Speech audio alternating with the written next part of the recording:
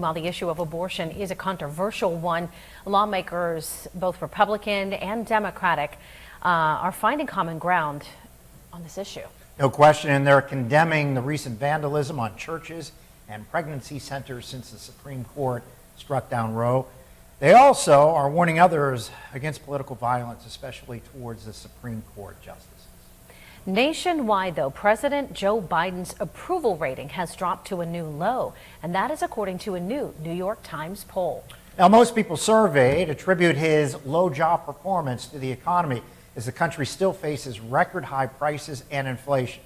Others, however, say the president is taking blame for situations beyond his control. Our Tom Kowalski reports.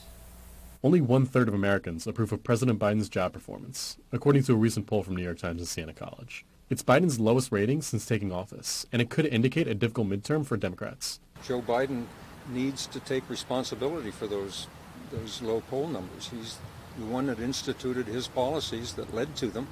The old adage is people vote with their wallet, and obviously the economy is huge with regard to inflation, and people feel that. Even though they've gotten nice raises lately, they still feel that. The raises don't equal the amount of inflation. But others, such as Democratic Representative Ryan Bizzarro, feel that oil companies are largely to blame. A lot of people like to point fingers at the president or at government officials, and quite frankly, it has very little to do, if anything, with the president.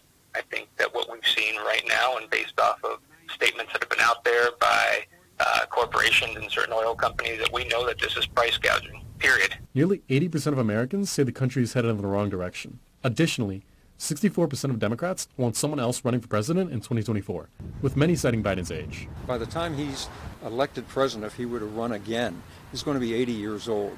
And that's pretty old, and especially for a position where it should be a 7-day-a-week job. But Bizzarro thinks that the low poll numbers is simply something that every administration goes through. Nationally, we're seeing polls not just that show the president underwater, but Congress underwater and other officials underwater. I mean, this isn't something that's new to any presidential administration.